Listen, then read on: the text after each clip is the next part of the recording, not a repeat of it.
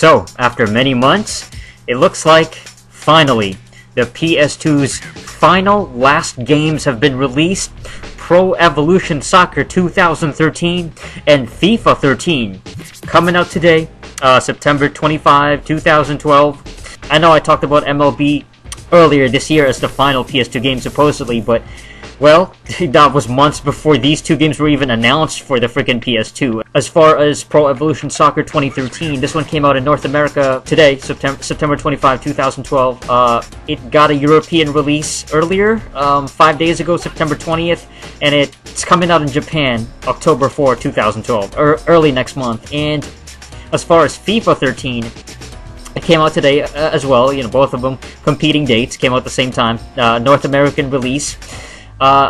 Australia, it's coming out September 27, and Europe coming out September 28, 2012. Kind of funny that they both came out on the same exact day, but hey, both of these games are multi-plats. You can find them, you know, Big Brother consoles, PS3, 360, the Wii, 3DS, etc., so on and so forth.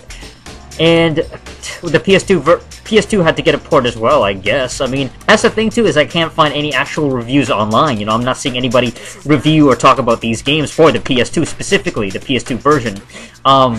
You know, I guess it's because it's one of those small markets. You know, it's much smaller. It's a smaller demographic, and I'm sure people are gonna buy it. You know, a few soccer fans who only have a PS2, but at the same time, most of them are probably getting the current generation console versions. I do understand that these games, as far as like Pro Evolution Soccer, it's only like 15 euros in the UK. That's the pricing over there.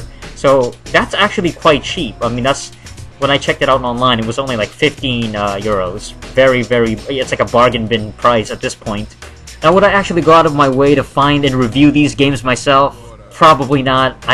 I'm just not interested in soccer. I'm not a big football/soccer fan. I mean, the only soccer game I've ever played was FIFA Street for, the Xbox. I still got that game, and, you know, I enjoy it enough. It's a pretty good game, but I'm not a big soccer guy. As far as the PS2, wow. You know, what a run. I mean, if this is truly the final one, because I'm not going to make any more videos about this. You know, this is going to be the last time, but if this is the truly final official games for the PS2, then farewell. You know, it was an amazing run, incredible, you know, 12 plus years, pretty much 13 years, honestly. I mean, that console's been around for such a long time, and the actual mechanics, like the technology is so old. It's pretty much a late 90s system. You know, it was released in the 2000s, but you know, it was developed during the 90s, the late 90s. But that's the thing with the PS2, is I never think about, oh, this is the end, it's the final run, and it's over. I never think about that with PlayStation 2. I'm always playing it. I'm always playing games on it. There's always like a new game I'm discovering. All these different games and titles that I buy off, you know, Craigslist and online and certain things like that. I'm always discovering something different with the PlayStation 2. It's got a huge library of games. This year, man, I just got into Hulk Ultimate Destruction. One of the best superhero-based games from like 2005.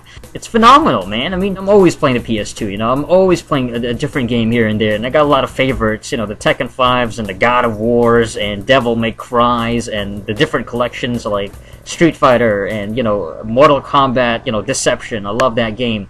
The first-person shooters like Black and Time Splitters and Urban Chaos and, you know, freaking Project Snowblind. It just goes on. And then there's, you know, some of these lesser-known titles like Mark of Kree, you know, some of these kind of underrated games. Even games like Stuntman. You know, Stuntman's a fun game. There's just so many titles. I could probably keep going. There's just so many different games. It's never going to fade away for me. It's going to be a system, a long-lasting system that I will continuously play, regardless of whatever current generation comes out. I mean, I went from the PS2 to the PS3, and then I went back to the PS2. You know what I'm saying? And I bought games that were similar to the PS3 titles, but it's like reminiscent of that. Like, I don't even need the PS3.